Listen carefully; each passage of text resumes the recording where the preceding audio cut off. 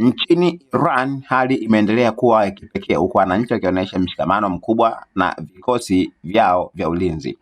Taarifa zinaeleza kuwa katika usiku wa 33 mfululizo hakuna mwananchi aliyebaki nyumbani, ambapo maelfu wamekusanyika katika viwanja vya Meji Squares wakishangilia na kuhamasishana, wanajeshi na wananchi wakiendelea na mapambano hususan angani.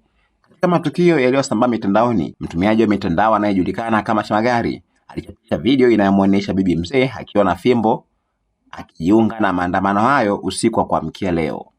Akizungumza kwa msisitizo, bibi huyo amenukuliwa akisema amejiunga na wananchi wenzake kwa sababu hataki kuacha uwanja wa vita mtupu, akiongeza kuwa hata yeye ana mchango wake katika mapambano dhidi ya maadui. Kauli nyingine iliyovutia wengi ni ile ya wananchi waliokuwa wakisema, nimekuja kumlinda kiongozi wangu.